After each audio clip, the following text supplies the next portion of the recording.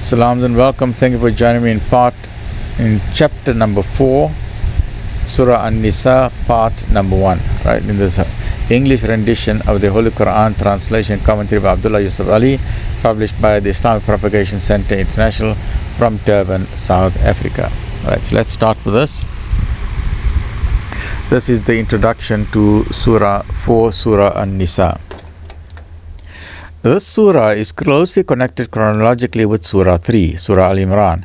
Its subject matter deals with the social problems which the Muslim community had to face immediately after the Battle of Uhud. While the particular occasion made the necessity urgent, the principles laid down have permanently governed Muslim law and social practice.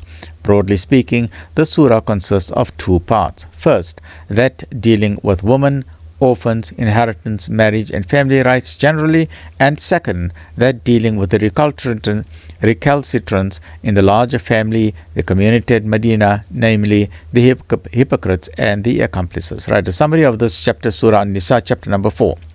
Summary. It begins with an appeal to the solidarity of mankind, the rights of women and orphans, and the implications of family relationships, including an equitable distribution of property after death, and that's in verses 1 to 14. Then in verses 15 to 42, while the decencies of family life should be enforced, women should be held in honor and their rights recognized in marriage, property and inheritance, and this principle of goodness should be extended to all beings, great and small.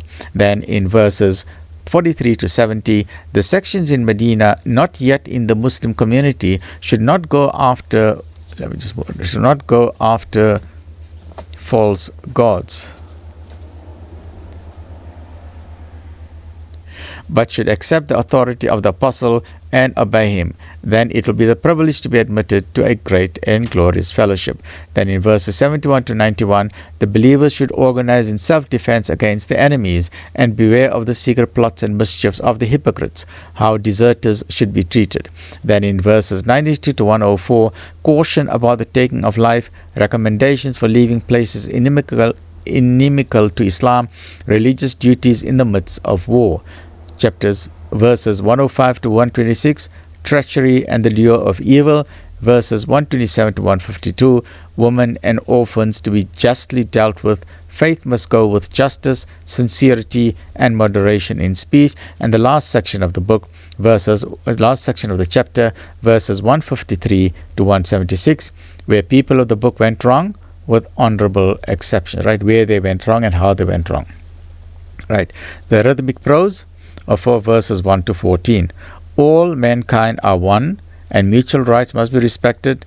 The sexes must honor each the other. Sacred are family relationships that rise through marriage and women bearing children.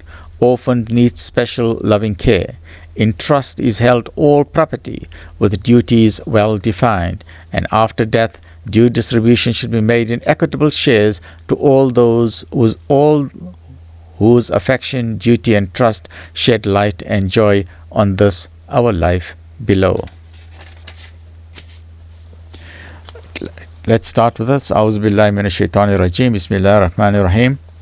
Surah An-Nisaa, chapter number 4.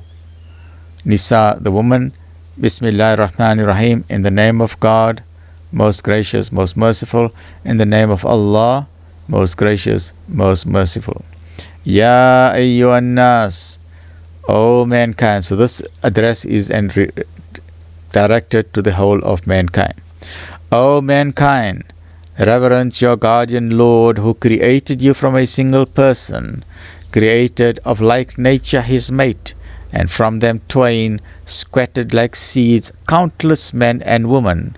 Reverence God through whom you demand your mutual rights, and reverence the wombs that bore you, for God ever watches over you. To orphans, restore their property when they reach their age, nor substitute your worthless things for their good ones, and devour not their substance by mixing it up with your own. For this is indeed a great sin. If you fear that you shall not be able to deal justly with the orphans, then marry a woman of your choice, 2 or 3 or 4. But if you fear that you shall not be able to deal justly with them, then only one, or a captive that your right hands possess. That will be more suitable to prevent you from doing injustice. And give women on marriage their dower as a free gift. But if they, of their own good pleasure, remit any part of it to you, take it and enjoy it with right good cheer. To those weak of understanding, make not over your property, which God hath made the means of support for you, but feed and clothe them therewith, and speak to them words of kindness and justice.